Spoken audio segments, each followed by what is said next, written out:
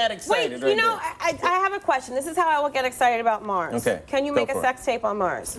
I think so. It's 40% of the gravity. Okay. Just think you'd be not floating. So there'd be like this whole, like 40%? less than half.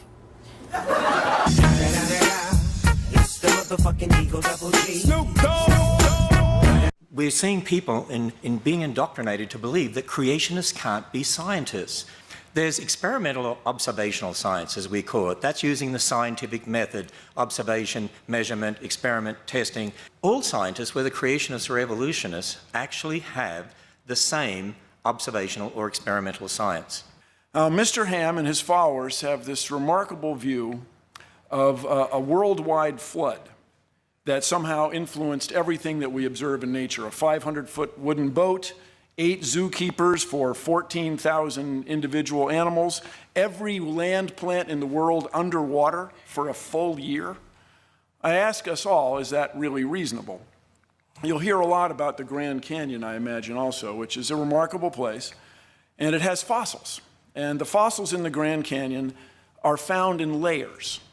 There is not a single place in the Grand Canyon where the fossils of one type of animal cross over into the fossils of another. In other words, when there was a big flood on the Earth, you would expect drowning animals to swim up to a higher level. Not any one of them did. That's the stuff that the National Center for Science Education is really diligent about. And they pointed out the Ark and the extraordinary claims about that. And I had never really read much about the Wyoming, which was a wooden ship built in the early 1900s that sank. You know, it was, wood is a fantastic material, amazing material, but when you have a ship that was a football field long, it just twisted, and I mean, it's sad, the thing sank, losing all hands eventually, but it is a lesson to be learned that, you know, if the world's most skilled shipbuilders couldn't do it, could 8 family members with no tools pull it off? Thank you very much for inviting me. This is quite an honor to be given a chance to speak to you. Fundamentally, I just think that we are all scientists. Every human who is successful on the earth thinks scientifically, evaluates the world around him, decides what to do each and every day based on trial and error and what we would call traditionally the scientific method. Now, people ask me all the time, people ask me very often, now what is your secret? How do you combine science and entertainment? How do you combine a show about science with something that's so fun and interesting? And to me, fundamentally, there's nothing more compelling, there's nothing more interesting, there's nothing more charming than science. The world is this wonderful, mysterious place. And what we try to do on the show is show our viewers how exciting it can be. So, if Bill Nye and I went to the Grand Canyon, we could agree that that's a Coconino sandstone in the Hermit Shale, and there's the boundary.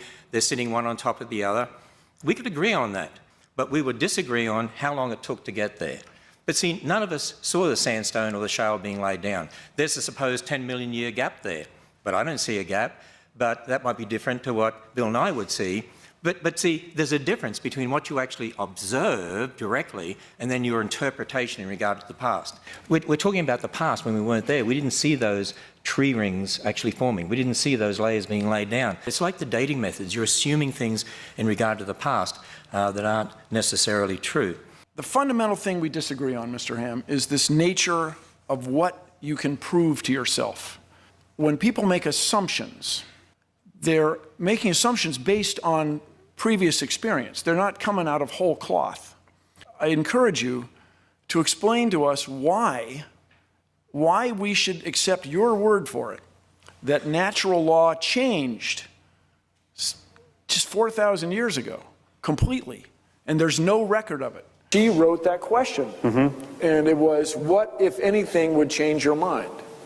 And that's sort of the essence of the whole thing. Because I went, you know, of course, I went off, blah, blah, blah. Well, what if we found fossils frozen in layers in the Grand Canyon? What if there was some way for starlight from stars farther than 6,000 light years away to get here in 6,000 years? Well, that was a good one, yeah. What if the Big Bang, the microwave background radiation, what if there's some way to get that there? And, you know, blah, blah, blah, blah, blah, blah.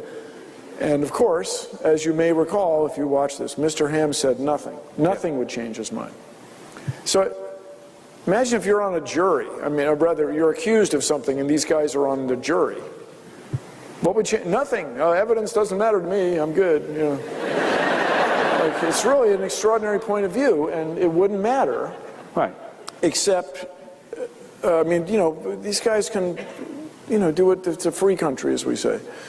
But they have a complete or thorough curriculum where they indoctrinate young people. That's a big deal with them. They got DVDs and workbooks and quizzes, and they look just like science tests. There's be electricity, amps and volts, and mitochondria, and then at the bottom, and the Earth is 6,000 years old. It's really, and as I say, we just can't, it is not in anybody's best interest to raise a generation of science students who that cannot reason, that has no critical thinking skill. And that's where they cross a line. A wiener.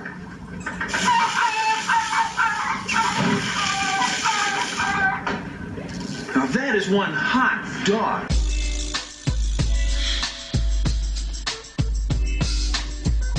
To address that and the previous thing, we look to you. Okay, I'm a voter, and I'm hiring you people to solve these problems, with all due respect. Okay, so what it takes is leadership. This business of the rich neighborhoods having better schools than the poor neighborhoods is ancient. This is near as long as it's centuries old. And this takes leadership to compel people that it's really in their best interest to change this. It's really in everyone's best interest not to have poor people not getting good educations.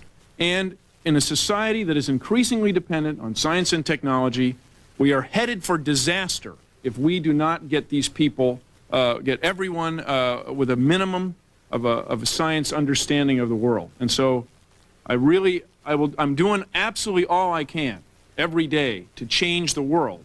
But I really look to everyone in all branches of government to lead people to make sure that everyone gets a good education. Natural law hasn't changed. As I talked about, you know, I said we have the laws of logic, the uniformity of nature, and that only makes sense within a biblical worldview anyway, of a creator God who set up those laws, and that's why we can do good experimental science, because we assume those laws are true, and they'll be true tomorrow. We build models based upon the Bible, and those models are always subject to change. The fact of Noah's flood is not subject to change. The model of how the flood occurred is subject to change because we observe in the current world, and we're able to come up with maybe different ways this could have happened or that could have happened, and that's part of that scientific discovery.